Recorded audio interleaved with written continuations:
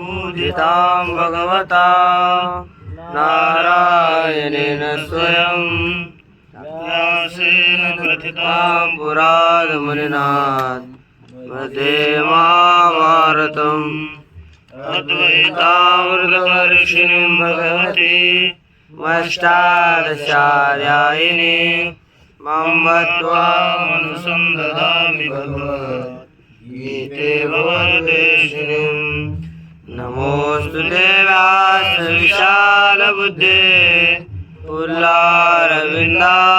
तपोधरनेत्र येन त्वया भारततैल पूर्णा प्रज्वालितो ज्ञानमयप्रदीप प्रपन्नपारिजाताय स्तोत्रवेत्रैकपाणये ज्ञानमुद्राय कृष्णाय गीतामृतदुहे नमः।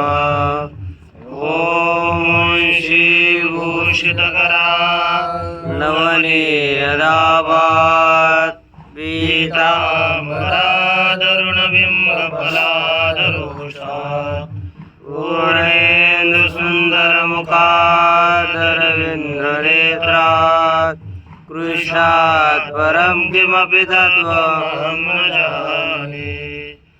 मन्यायशं नामदेवं च एकनाथं तथैव च तुकारां तथा वन्दे वारकरी परम्पराम्।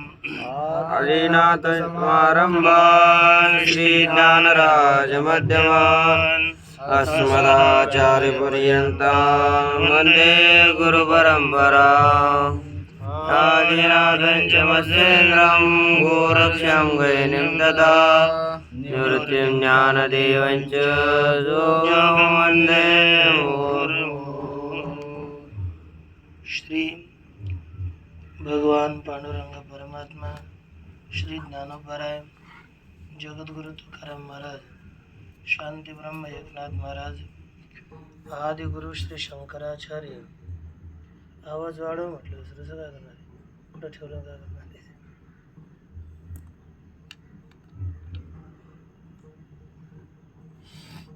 श्री आदि गुरु श्री शंकराचार्य इत्यादि सब संतों के अलौकिक अहेतु के अकारण करने से कृपा से श्रीमद् भगवद गीता के विचार के प्रसंग में श्रीमद् भगवद गीता के 13वें अध्याय के द्वितीय श्लोक का हम लोगों का विचार चल रहा था। इसमें शास्त्र के अनर्थक्य का जो दोष आया उसका वारण प्रस्तुत में करने जा रहे हैं और शंका पूर्वक कहते आगे ननु स्वर्ग कामो यजेत कलंजम नारायण कलंजम न भक्षयेत इत्यादौ आत्मव्यतिरेक दर्शनाम अप्रवृत्तौ केवल देहात्म दृष्टिनांच अतः कर्तृरभावात् शास्त्रानर्थक्यम।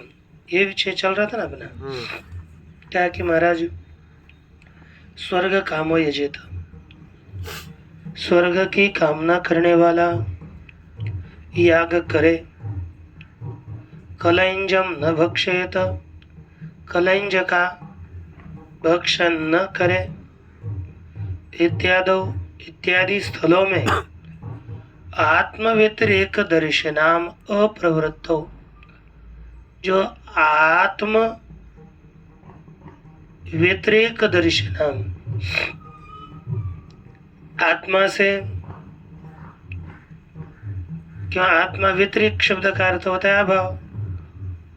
उस आत्मा व्यतिरेक दर्शी आत्मा भाव दर्शियों का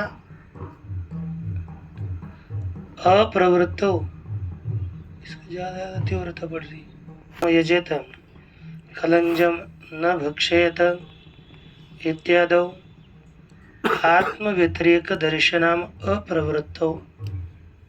आत्मव्यतिरेक दर्शी अर्थात आत्मा के अभाव को जानने वाले, आत्मा का अभाव होता है ऐसे मानने वाले,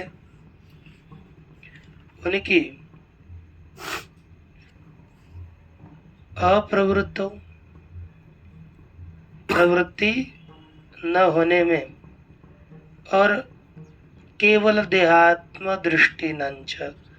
दो लोग हैं, देहात्मवादी और आत्मा का अभाव बोलने वाले। इन दोनों की प्रवृत्ति न होने में, अर्थात प्रवृत्ति नहीं होती, प्रवृत्ति न होने में अतः न होने से होने से अतः कर्तृ अभावात शास्त्रानर्थक्यमिति चेत। इसलिए ही कर्ता का अभाव होने से शास्त्र अनर्थक है, शास्त्र सार्थक नहीं है, ऐसा यदि कोई कहेगा तो सिद्धांत उत्तर देते हुए कहेंगे। लेकिन इसमें टीका देखो आनंद गिरी। पहले चकारात ऊर्ध्वम अप्रवृत्ति रीति संबद्धते, माने देहाध्यात्म दृष्टि नांच अप्रवृत्तौ। ऐसे में जो दिया ना चकारात ऊर्ध्वम, चकार के बाद भी हमें अप्रवृत्तौ जोड़ना है। आत्मनो देहाद व्यतिरेकम पश्यताम, आत्मा को देह से है ना व्यतिरेक, क्या देह से अभाव अथवा देह से अलग देखने वाले जो लोग हैं उनकी देहादि अभिमान और रूपाधि कार हेत्वा भावात, अर्थात आत्मा को देह से अभाव ही देखते, देह से भिन्न आत्मा है नहीं, उससे व्यतिरिक्त देखते हैं, अभाव देखने वाले। ऐसे जो देहादि अभिमान रूपाधिकार हेत्वा भावात, देहादियों में अभिमान आदि रूप अधिकार हेतु का अभाव होने से देह से व्यतिरिक्त भी हम देखेंगे, अतिरिक्त तो भी देह में भी क्या नहीं है, अभिमान नहीं है। एक लोग क्या है, देह से व्यतिरिक्त आत्मा को देखते हैं, तो उसमें देहादियों में अभिमान रूप हेतु का अभाव होने से विदितो यागाधव अप्रवृत्ति, विधि के अनुसार तत्वज्ञानी जो होते हैं ना उनकी, वो तो देह से अतिरिक्त आत्मा को समझते हैं, अर्थात देहादियों में उनका अभिमान नहीं रहता, इसलिए विधि भी उनको शास्त्र में प्रवृत्त नहीं कराती। विधि से उनकी प्रवृत्ति का अभाव होने से और न है ना निषेधाच भक्षणादेर न निवृत्ति, अभक्ष भक्षण इत्यादियों से उनकी निवृत्ति भी नहीं होगी। अतः तेषाम प्रवृत्ति निवृत्ति और अभावे, इसलिए उनके प्रवृत्ति और निवृत्ति का अभाव होने पर देहादव आत्मत्वम अनुभवताम अपि न थे युक्ते, देहादव आत्मत्वम अनुभवताम, क्या लिखा, देह इत्यादियों में आत्मत्व का अनुभव करने वाले ऐसे उनको भी प्रवृत्ति निवृत्ति योग्य नहीं है। जैसे देह से अतिरिक्त आत्मा है ऐसे देखने वालों में भी और देहादियों में ही आत्मत्व का अभिमान करने वाले जो लोग हैं उनमें भी प्रवृत्ति और निवृत्ति यह दोनों संभव नहीं है।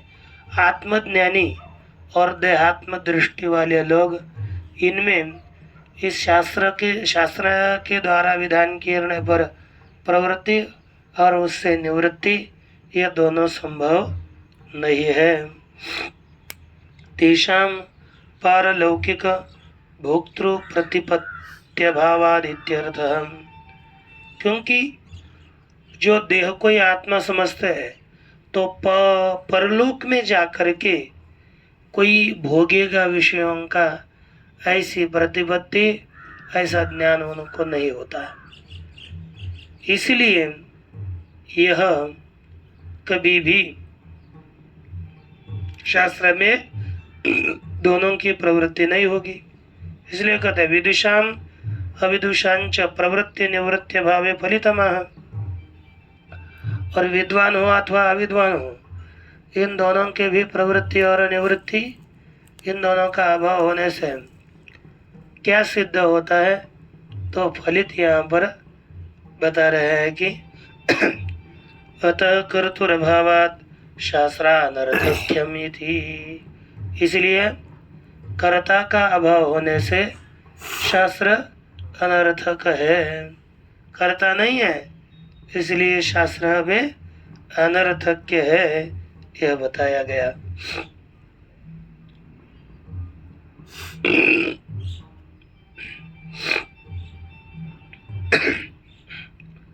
देखिए तब सिद्धांति कहते हैं न, ऐसी बात नहीं है, क्योंकि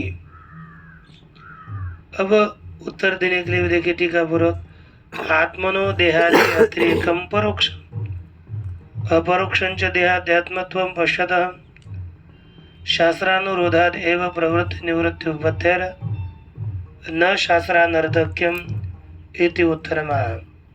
यहाँ पर प्रस्तुत में कहा कि आत्मनो देहाद्यतिरेकम परोक्षम, आत्मा देहादि से अतिरिक्त है ऐसा ज्ञान हमें प्रत्यक्ष नहीं है, परोक्ष है। आत्मा देहादियों से अतिरिक्त है ऐसा ज्ञान परोक्ष है, और देह ही आत्मा है ऐसा ज्ञान अपरोक्ष है। इसलिए शास्त्र के अनुरोध से ही प्रवृत्ति और निवृत्ति की सिद्धि हो जाने से शास्त्र में अनर्थकता नहीं है। एक न यथा प्रसिद्धिता एवं प्रवृत्ति निवृत्ति उपपत्ति है, जैसे प्रसिद्ध है शास्त्र के प्रसिद्धि के अनुसार ही प्रवृत्ति और निवृत्ति की सिद्धि होने से शास्त्र में अनर्थकता है, यहाँ पर आप नहीं कह सकते। अब यहाँ पर प्रसिद्धि किसी के अनुसार है, कहाँ प्रसिद्धि रत्र शास्त्रीय अभिमता, प्रसिद्धि शास्त्रीय मान्य है, अशास्त्रीय प्रसिद्धि यहाँ पर मान्य नहीं है। ऐसा देखो, इसलिए कहते हैं ये तदेव विवृण्वन् ब्रह्मविदो वा नैरात्म्यवादिनो वा परोक्ष ज्ञानवतो वा प्रवृत्ति निवृत्ति विवक्षसी इति विकल्पे आद्यम दूषयति। कहते हैं ब्रह्म ज्ञानी की प्रवृत्ति निवृत्ति होती है अथवा आत्मा नहीं है, ऐसे बोलने वाले नैरात्म्यवादी की प्रवृत्ति निवृत्ति होती है, अथवा किसकी, अंतिम में परोक्ष ज्ञान वाले की प्रवृत्ति निवृत्ति होती है।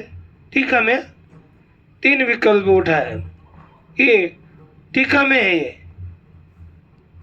ये नीचे क्रम से चल रहे और आनंद है रे, तो ऊपर देखो ये ब्रह्मज्ञानी की प्रवृत्ति निवृत्ति है, नैरात्म्यवादी की प्रवृत्ति निवृत्ति है, अथवा परोक्ष ज्ञान वाले की प्रवृत्ति निवृत्ति आप बोलना चाहते हो। यदि कोई कहेगा कि ब्रह्मज्ञानी को ही शास्त्र प्रवृत्त कराता है और शास्त्र उसे निवृत्त कराता है, ब्रह्मज्ञानी की प्रवृत्ति निवृत्ति है, ऐसा यदि कहोगे तो यह कहना ठीक नहीं है। या प्रस्तुत में कहते हैं, जैसे देखो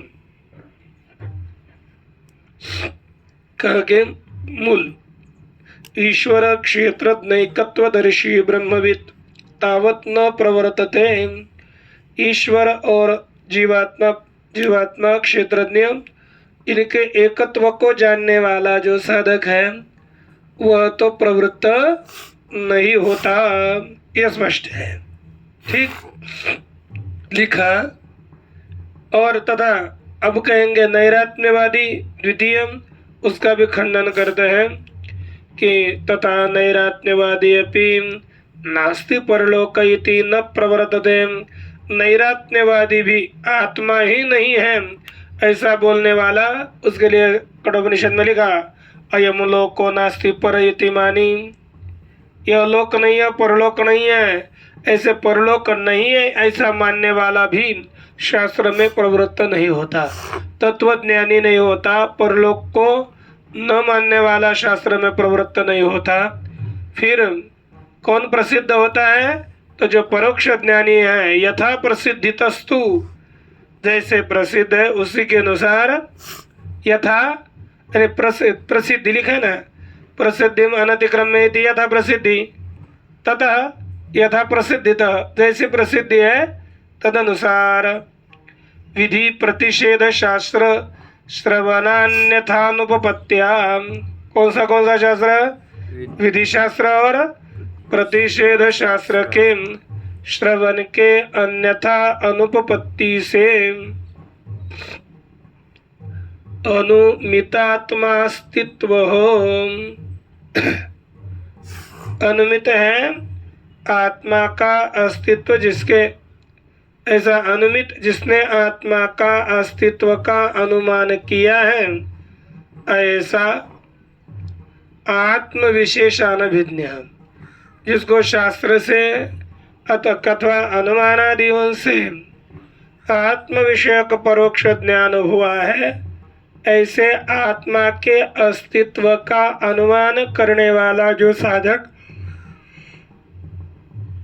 वह इस शास्त्र में प्रवृत्त होगा। यानी विशेष ज्ञान नहीं है, आत्म विशेषानभिज्ञ, आत्मा के विशेषत्व का जिसे ज्ञान नहीं है, ऐसा पुरुष यथा, देखो, कर्म फल संजात तृष्णा, कर्म फल के विषय में जिसकी तृष्णा उत्पन्न हुई है, ऐसा पुरुष विधि प्रतिषेधम शास्त्र, ऐसा श्रद्धानतया, कर्म फल के विषय में जिसकी इच्छा निर्माण हुई है, संजाता अर्थात उत्पन्न हुई, कर्म फल विषय संजाता तृष्णा यस्य, कर्म फल विषय जिसकी इच्छा उत्पन्न हुई, ऐसा पुरुष श्रद्धानतया, श्रद्धानतया माने रे श्रद्धालु होने से,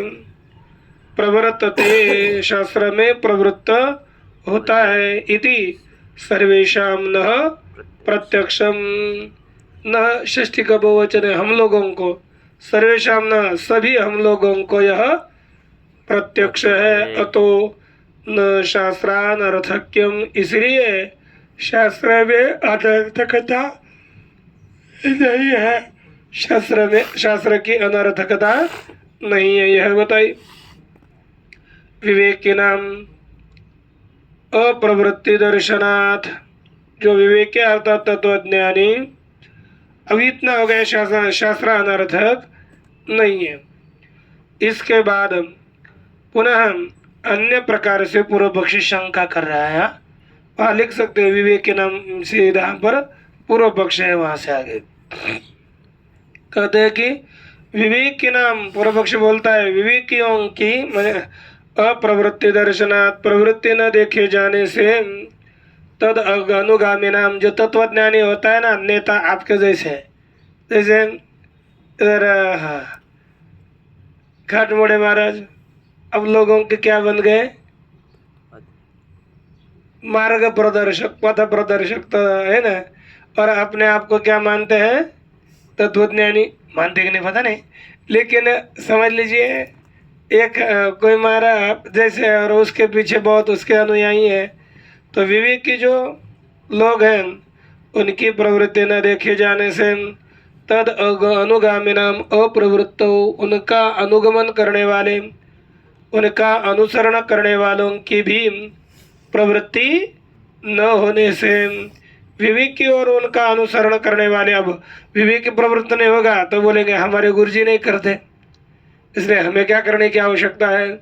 ऐसे उनके अनुगामी, उनकी भी प्रवृत्ति न होने पर शास्त्रानर्थक्यम, शास्त्र अनर्थक हो जाएगा, क्योंकि शास्त्र का कोई पालन ही नहीं करेगा तो शास्त्र में अनर्थक के दोष आएगा। ये पुनः शंका करे, है ना, आपके कारण ऐसा हो रहा है, शास्त्र में अनर्थकता का दोष आ रहा है, ध्यान दे दो, है ना, प्रवृत्त होना। तब सिद्धांति उत्तर देते न, यह कहना ठीक नहीं है, क्योंकि कस्यचिद एव विवेकोपपत्ते है। अरे विवेक सबको थोड़ा ही होता है, जीव ब्रह्म ऐक्य ज्ञान, अरे एक आधे को होता है। इधर अपने दिगंबर महाराज है, इतने कितने हैं कि जिनको विवेक नहीं हो, क्या कर रहे हैं रे, ऐसा बोल रहे क्या, वो शास्त्र का पालन करते हैं, ऐसा नहीं। अरे क्यों, तो सिद्धांत बोलते हैं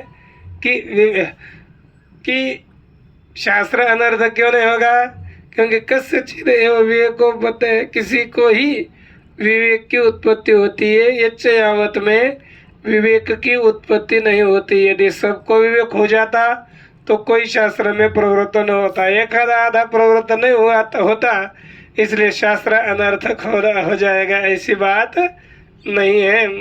क्योंकि देखो मनुष्याणाम सहस्रेषु ये श्लोक है ना, उसी के अनुसार स्पष्ट करता है कि अनेकेषु ही प्राणिषु कश्चिदेव विवेकी स्यात्, अनेकों प्राणियों में, हजारों प्राणियों में एक आधा ही विवेकी होता है। यथा इदानीम, जैसे अभी विवेकी तो सब है नहीं, बताएं तो भी सुनते नहीं, है कि नहीं, विवेकी थोड़े, यानी इस काल में जैसे विवेकी बहुत नहीं है, तो सभी प्राणियों में कोई एक आधा ही विवेकी होता है। और एक भी दूसरी बात है, जो मूढ़ लोग होते हैं ना, अज्ञानी, विवेकियों का वो अनुसरण करते ही नहीं है। देखो नच विवेकिनम अनुवर्तन्ते मूढ़ा, एक आधा विवेकी अपना आचरण करेगा जैसा, वैसे मूढ़ अज्ञानी लोग ऐसा आचरण नहीं करते। करना चाहिए शास्त्र के अनुगामी का अनुसरण करना चाहिए हमें, लेकिन नहीं करते। क्यों? रागादि दोष तंत्रत्वात् प्रवृत्ति है, कोई भी प्रवृत्ति राग इत्यादि दोष के अधीन होती है, इसलिए इनकी प्रवृत्ति नहीं होती। अच्छा, अभिचरणादौ च प्रवृत्ति दर्शनात्, और कभी कभी लोग होते हैं अभिचार्य कर्म होता है ना, जैसे किसी को मारने के लिए क्या शयनेन अभिचरण यजेत इत्यादि के द्वारा अभिचर्म करते करते हुए यजन करना चाहिए, है कि नहीं। इसलिए कहा अभिचरणादियों में प्रवृत्ति देखे जाने से स्वाभाव्याच प्रवृत्ति है, और जो प्रवृत्ति होती है स्वाभाव्यात, अपने स्वभाव के अनुसार प्रवृत्ति होती है कि नहीं। जिसका जैसा स्वभाव उसकी वैसी प्रवृत्ति। जिसका स्वभाव थोड़ा प्रेमी है भगवान में, जिसका अंतःकरण करुणावान है, उसके भगवत भजन में प्रवृत्ति होगी। जिसका अंतःकरण कठोर है उसकी नहीं होगी। क्या करना है ना, प्रेमी नहीं है। जिसका अंतःकरण कर्म के ऊपर आ सकता है, फलों के ऊपर आ सकता है, तो कर्मकांड करेगा। इसलिए स्वभाव से प्रवृत्ति होती है, स्वभाव वस्तु प्रवर्तते, इसलिए लिखा श्रीमद् भगवत गीता में कि स्वभाव ही प्रवृत्त होता है, यही बताया गया। तस्मात् अविद्या मात्रम संसारो, इसलिए अविद्या, केवल अविद्या ही संसार है। यथा दृष्ट विषय एव, जैसे देखा गया तद विषयक ही संसार होता है। न क्षेत्रज्ञ स केवल अविद्या, केवल जो क्षेत्रज्ञ है उसमें अविद्या नहीं होती। तत्कार्यम च, केवल क्षेत्रज्ञ अविद्या नहीं है और केवल क्षेत्रज्ञ का कार्य भी अविद्या नहीं है। फिर कहते हैं अविद्या मिथ्या ज्ञान, तमें न च मिथ्या ज्ञानम परमार्थ वस्तु दूषयितुम समर्थम।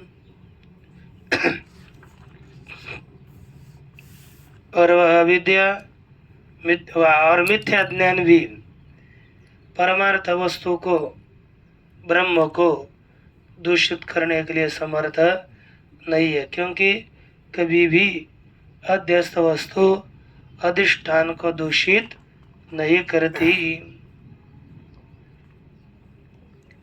नहीं उषर देशम स्नेहन पंक्य कर्तुम शक्नोति मरीच्युदकम, जैसे मरीचि का उदक, जानता मरीच्युदकम अर्थात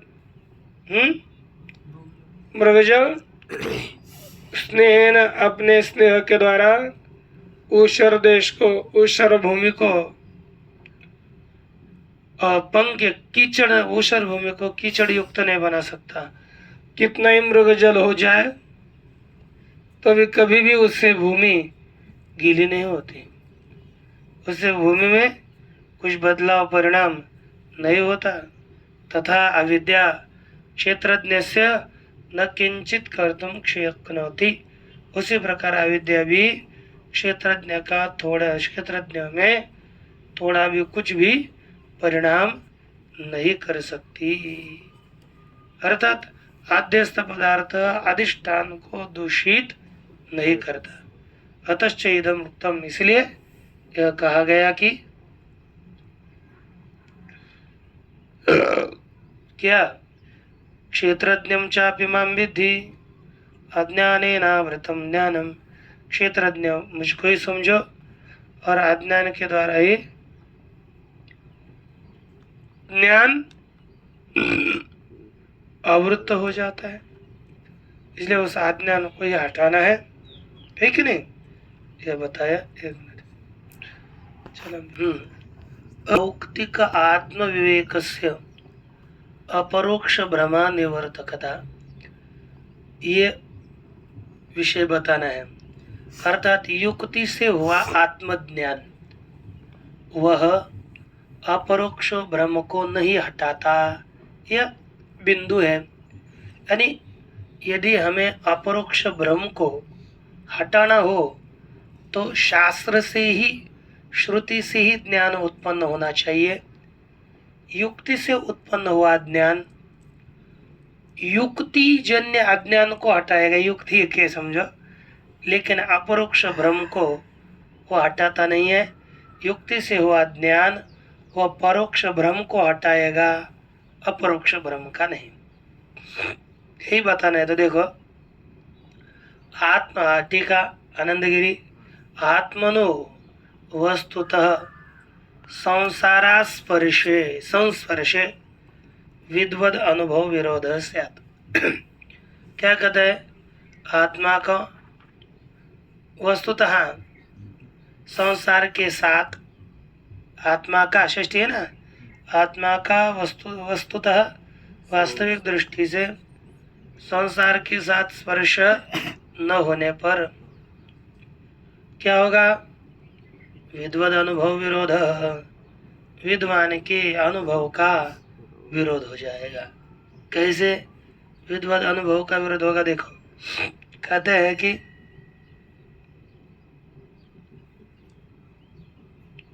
अथ किम इदम संसारिणाम इव अहम एवं मम एव इदम इति पंडितानाम अपि शृणु।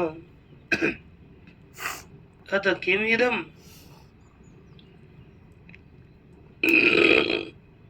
कहा कि अथ किम इदम संसाराणाम इव, यह तो इदम से क्या लेना है? कहते इदमा क्षेत्र कलत्रादि। इदम पद से क्षेत्र, शरीर, कलत्र, पत्नी इत्यादियों का ग्रहण किया जाता है। इदम अर्थात शरीर और पत्नी इत्यादि संसारिणाम इव, संसारियों की तरह, अहम एवं मम एव इदम इति पंडितानाम अपि, कि जैसे संसारियों को यह देह मैं हूँ और यह मेरी पत्नी है, ऐसा जैसा संसारियों का व्यवहार होता है, क्या वैसे ही पंडितों का होता है? ये क्या होगा? संदेह हुआ कि नहीं? दोनों का एक जैसा है क्या? तो कहते हैं श्रृणु, अरे सुनो, तत्पांडित्यम, उस पांडित्य को सुन लो। यत क्षेत्रे एव आत्मदर्शनम, है? उस पांडित्य को सुनो। क्षेत्र माने देह में ही जो आत्मदर्शन है, उस पांडित्य को सुना।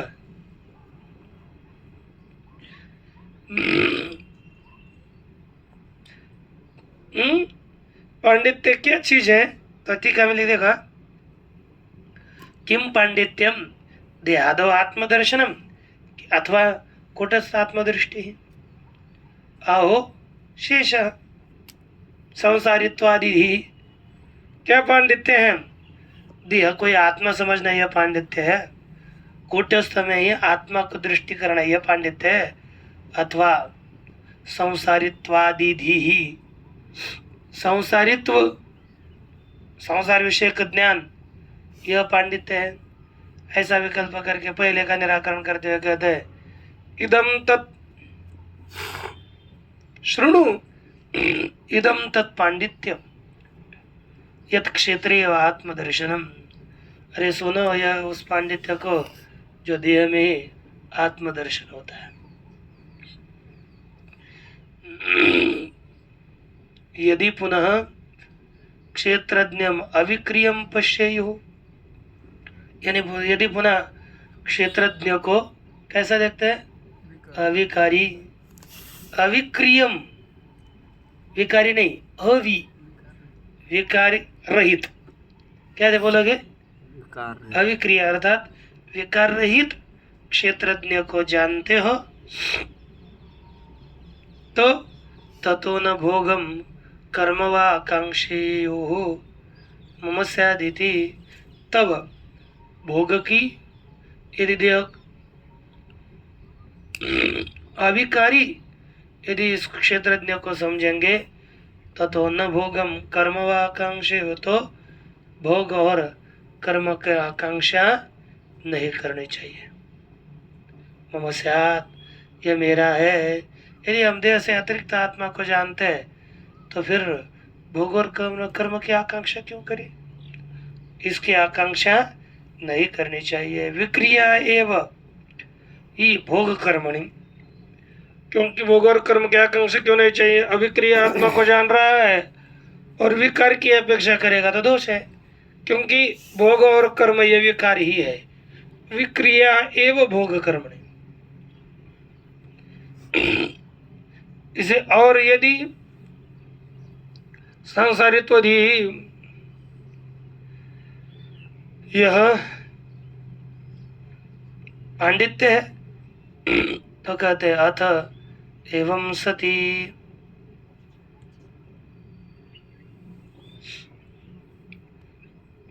फलार्थित्वात् अविद्वान प्रवर्तते। ऐसा होने पर फलार्थी होने से, कौन? फल को चाहने वाला होने से, अविद्वान प्रवर्तते, कौन प्रवृत्त होता है?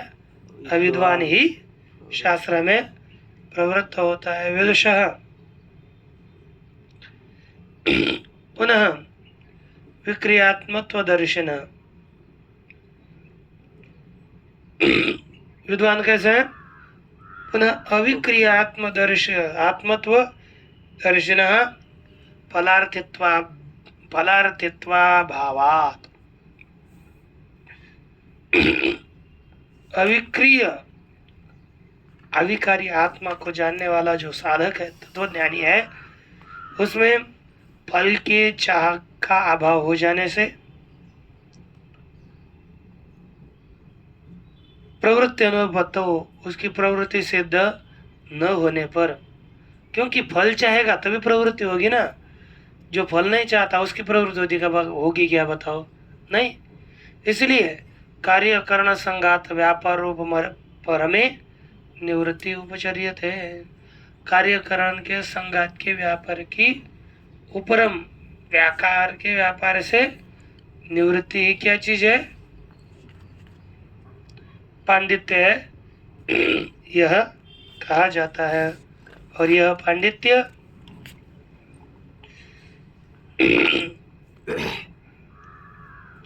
यह नित्य है।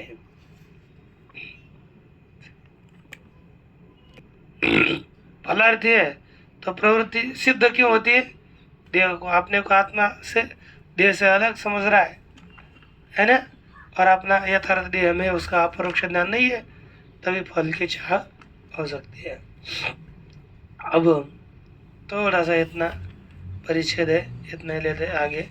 कहेंगे कि क्षेत्रज्ञ जीव भेद पर व्याख्या खंडनम, क्योंकि क्षेत्रज्ञ और जीव इन दोनों में भेद है, ऐसा व्याख्यान करने वालों का खंडन कर रहे हैं पहले। इदम च पांडित्यम कस्यचिद अस्तु, और यह पांडित्य किसी किसी का ही हो, सबको न हो। क्या कहते हैं देखो, क्षेत्रज्ञ ईश्वर एवं क्षेत्रज्ञ ईश्वर ही है।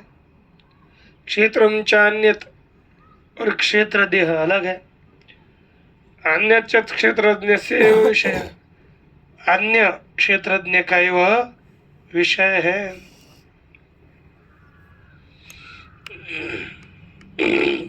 है कि नहीं? क्षेत्रज्ञ ईश्वर है, और जो क्षेत्र होता है वो खुद का विषय नहीं है, अपने से भिन्न जो क्षेत्रज्ञ, उसका क्षेत्र विषय होता है। समझ में आ रहा है ना? हम तो संसारी, सुखी दुखी, जो मैं तो संसारी और सुखी दुखी हूं।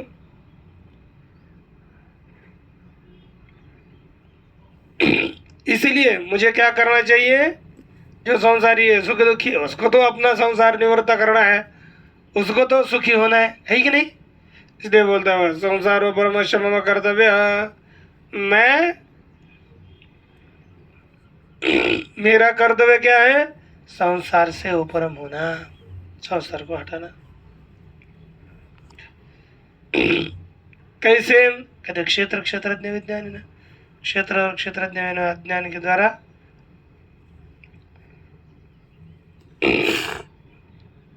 इस संसार को हटाना मेरा काम है।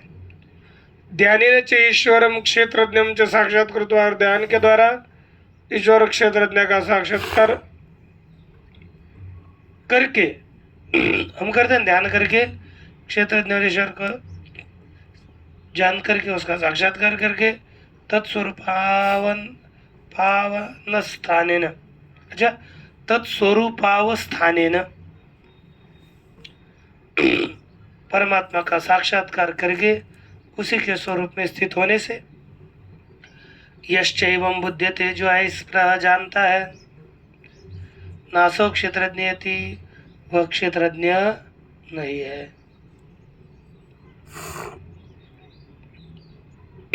एवं मनवानो यह स पंडितापसद, इस प्रकार मानने वाला वह कौन है? पंडितापसद।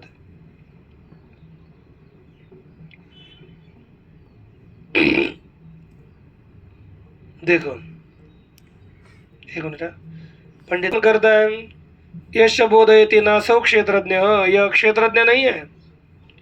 एवं मनमानो यह स पंडितापसद, वह ऐसा मानने वाला यह ईश्वर क्षेत्रज्ञ नहीं है, ऐसा मानने वाला यह पंडितापसद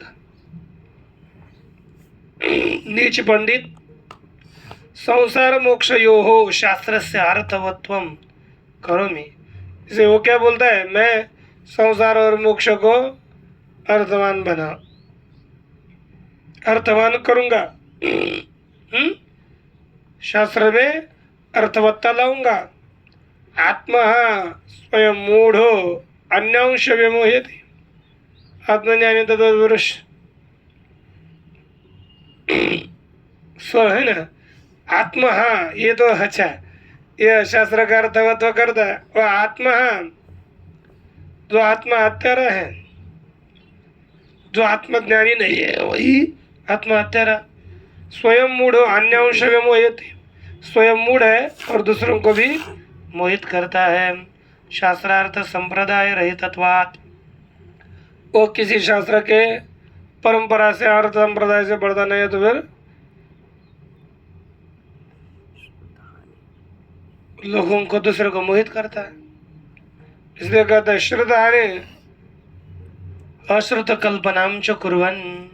श्रुत का त्याग और अश्रुत की कल्पना करते हुए सभी लोगों को मोहित करते फिरता है। तस्माद असंप्रदायविद सर्वशास्त्रार्थविद भी है ना। इसलिए असंप्रदायविद जो संप्रदाय को नहीं जानता, सर्वशास्त्रविद भी शास्त्र सभी शास्त्रों को जानने वाला होने पर भी पूर्वदेव उपेक्षणीय मूर्खवदेव उपेक्षणीय, मूर्ख की तरह ही इसकी भी उपेक्षा ही करनी चाहिए। ये बताया, बाकी आगे देखेंगे। ओम पूर्णमदः पूर्णमिदं पूर्णात् पूर्णमुदच्यते पूर्णस्य पूर्णमादाय पूर्णमेवावशिष्यते। ओम शांति।